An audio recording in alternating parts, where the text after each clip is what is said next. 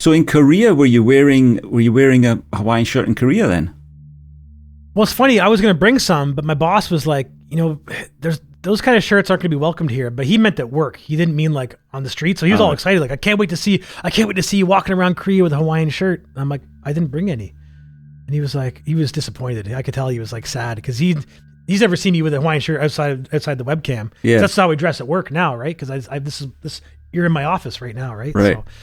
So, the only difference if I have a meeting with somebody, like someone outside the organization, I put my hair in a ponytail so I don't look so, But it's like the room. It's funny because often when I get in a meeting, the first thing they say is, "Oh, great background," and I'm like what, the room? They're like, that's your room? Like you're in that room right now? And I'm like, yeah. They're like, they think it's sort of green screen or pasted in somehow. Yeah, exactly. And so usually every training seminar I give, the first 5 to 10 minutes is talking about guitars, or music, or which I love. I absolutely love that. Yeah. And it gives like people an understanding because if I tell people I'm a musician, they're like, yeah, I know some musicians. I'm like, no, I'm really a musician. Like you don't understand.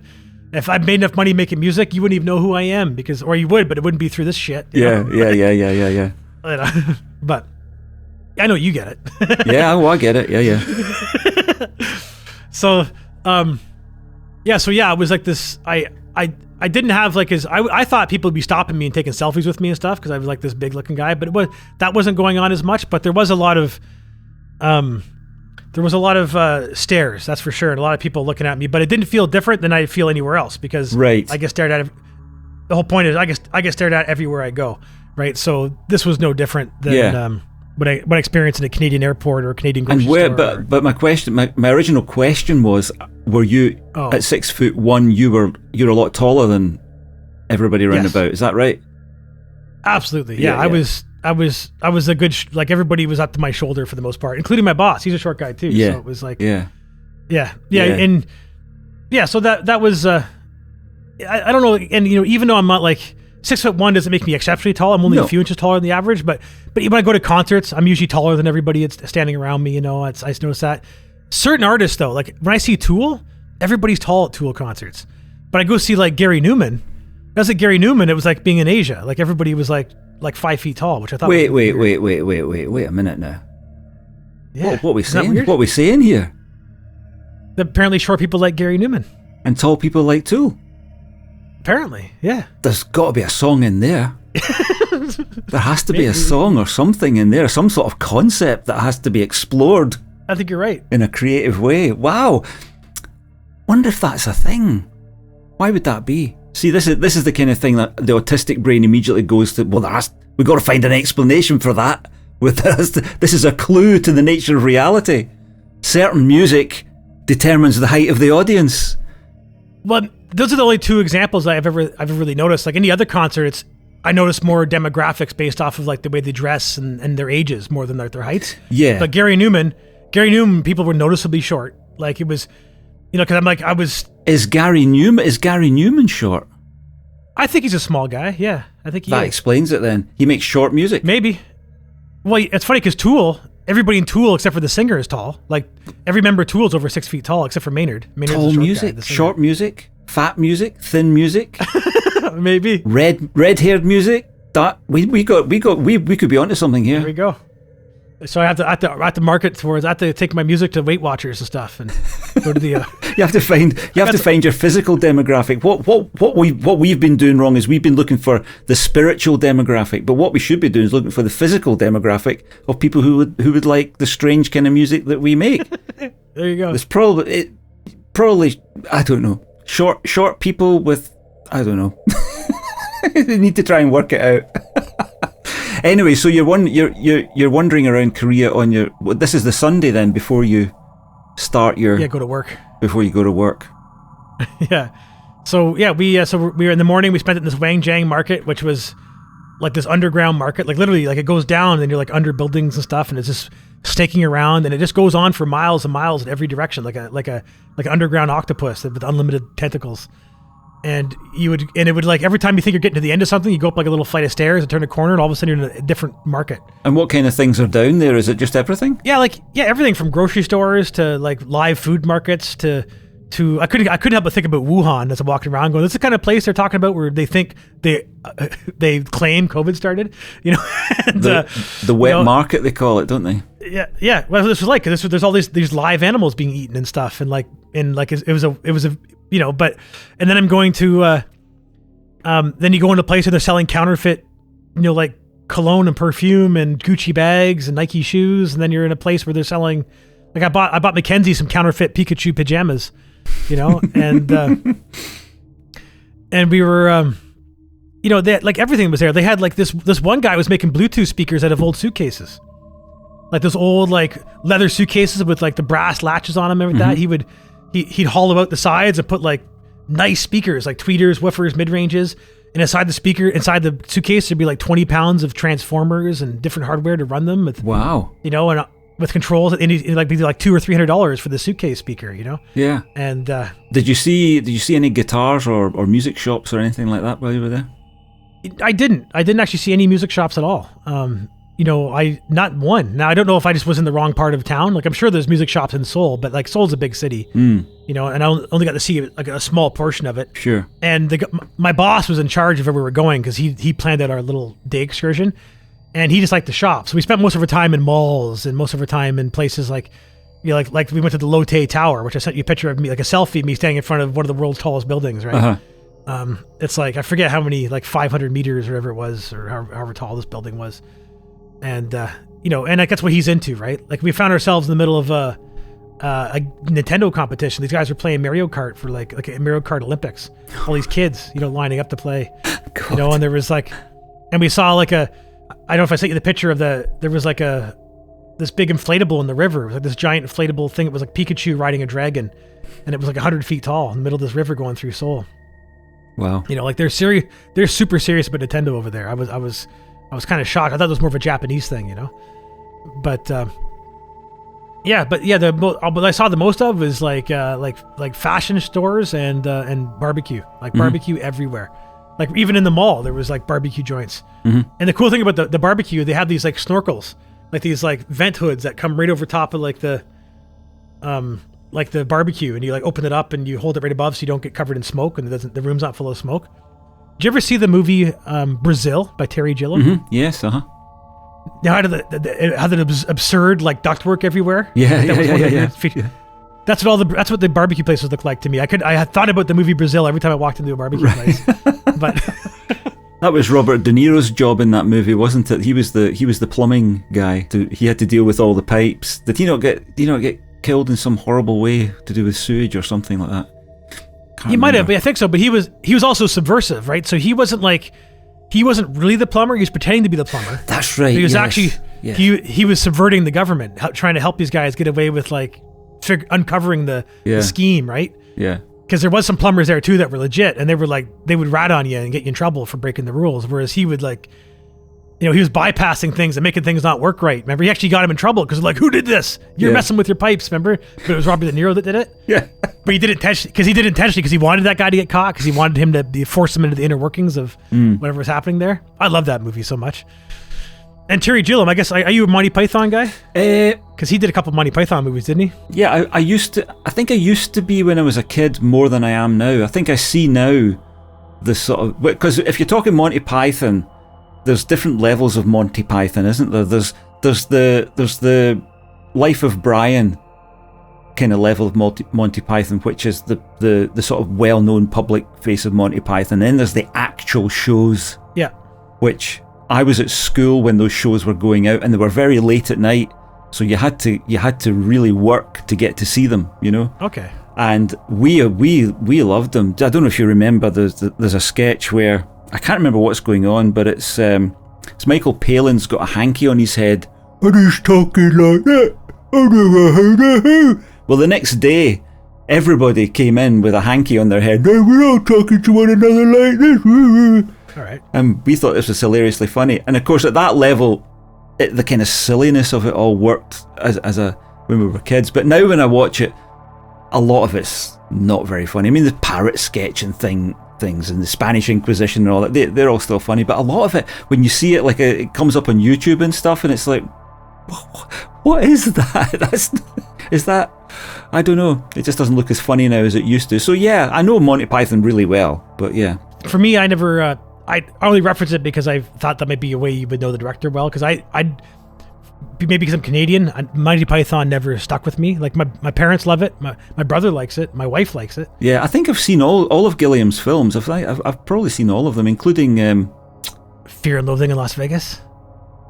I've not seen that one. That's the one with Johnny Depp, is it? Yeah, that's a good one. Yeah, I've not seen that. That's on my list of ones to see. What was the one when he was trying to make the film that he couldn't make, and the actor was dying with cancer and. The Imaginarium of Dr. Parnassus? No. That was a different one. That was I've seen that one. There's a documentary was made about it. It was just he was trying to make. God, what was the film he was trying to make? God, the guy that tilts at windmills. Oh, okay. God, can't remember. But he didn't manage to make the film. But eventually he made a documentary about the fact that he couldn't make the film, which is all about the flood that swept all their stuff away and how the actor was really ill, and I want to say it's something in La Mancha or something like that. I'm looking at his filmography right now. There's a couple of movies I haven't seen yet that I gotta watch, like Tideland. Never heard of that one, or The Zero Theorem. Don't know those ones. I gotta watch these. Yeah. The man who killed Don Quixote. That's the most recent one. Don Quixote. He was trying to make the Don Quixote film, and I think is that the documentary then that's listed there. Don Quixote. Well, this one he actually made, but maybe this was like afterwards. Yeah, because he talks about it being a development hell so maybe this is the one that failed to get made a bunch. Yeah, this is the one that he was trying to make for years. Yeah, okay. Maybe so, but there's probably a documentary about it then too. Yeah. But yeah, I know Gilliam well. So why were we talking? I can't remember why we're talking about Gilliam now. I'm sorry. I'm having a moment. The ductwork from the barbecue places made me think of Brazil. Yes. So I was thinking about Terry everywhere I went in Korea. Right. I wonder if that motivated him. He went to a Korean barbecue and went, I got an idea. Who knows? Ducts. Yeah. So yeah, we spent the day just walking around and checking everything out, and made it back to. We did like 3 or 4 more barbecues that day, and had wonderful soup, and a lot of the meals were like you cook your stuff right on your table the way you like it, and yeah, and we had a good time that way. And we got back to our rooms pretty late that night. I think it was not too late, but I think around 8 or 9 o'clock, and then had to be up and checked out for 7 a.m. on a bus to Pyeongtaek, where we had it's an old military base. It's been turned into a training facility, and that's where we spent our week. And that's my taste of Korea at first was pretty nice when it came to like adventuring around the grounds. I mean, around Seoul, but there was a certain soullessness to it. Like I couldn't help but feel like there was this veneer of shininess and like fresh concrete that was always hiding a dark underbelly of a past of oppression. And and I think Korea was a dictatorship up until like the 70s, the 80s, right? Even though it wasn't North Korea, even as South Korea, they still had a very heavy-handed thing. Like my radio show, I pre-recorded my radio show before going, and I did it all about Korean music, and I learned a lot about. But there's this one Korean pop star that had her music destroyed by the government because she got caught smoking marijuana once in the 70s.